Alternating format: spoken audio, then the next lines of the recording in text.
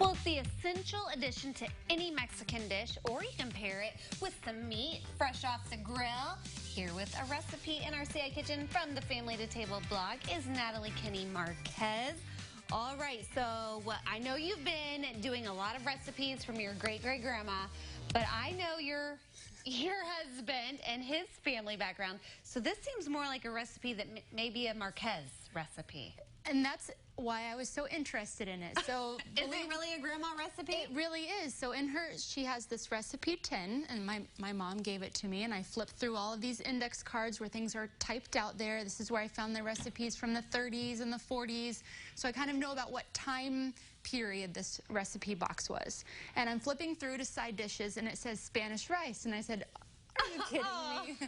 Because from as much history and knowledge of my family that's lived here in Champaign for 9 generations, none of us come from any country that speaks Spanish. Lots of Germans, there's some Irish, nothing Spanish speaking until I came along and married into a Mexican family. And so I was a little worried how this recipe would turn out, because I know really good Mexican food. My in-laws own a restaurant. It's the best. So, you know, you asked me last week or the week before, you know, sometimes I add a few things to make it more of my own. And so I have done that a little bit with this, but I try to stay true to great-great-grandma Nellie's recipes. All right, and I know you also like to use ingredients that you can find at your local farmer's market. Can you find rice at the market, or we're going with the other ingredients? So it depends on what farmer's market you go to, because actually I picked this up at Harvest Market because that's where I can find it, but Cahokia is grown in southern Illinois.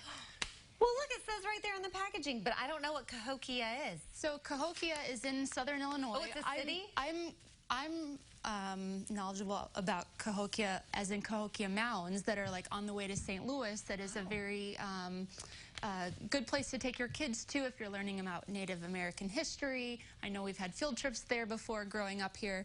So they use non-GMO. It's good, clean growing, and I think it's awesome. You can find rice in Illinois. Yeah, right down the road from us here in Champaign. Right down the road. And the nice thing is it's higher protein rice than other maybe just instant rices that you would find on the store shelf. So that's what we're using. The same? Well, I think it tastes pretty darn good. Look at it. It's white and fluffy and looking good. All right, so what makes this Spanish rice?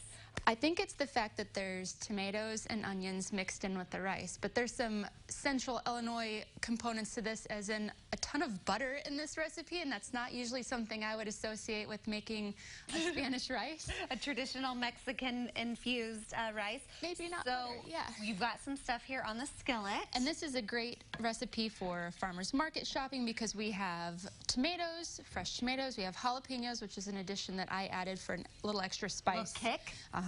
We have onion in here too, and then I added some chili powder, just a mix of chilies that are dried.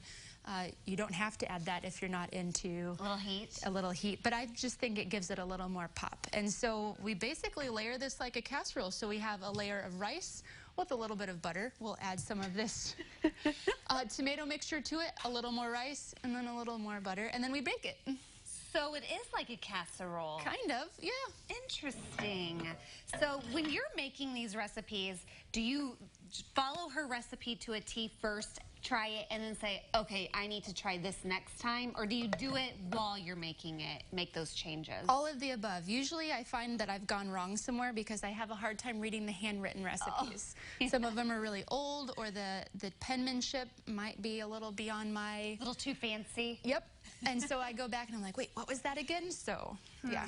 Okay, well, don't forget the butter there. We're going to layer up our Spanish rice here. There's a look at Natalie's website, Family to Table, and there's a look at her Facebook page. Connect with her, and you can see all the recipes that she's made here on CI Living, as well as how you can connect with your local farmers market. All that is on CILiving.tv.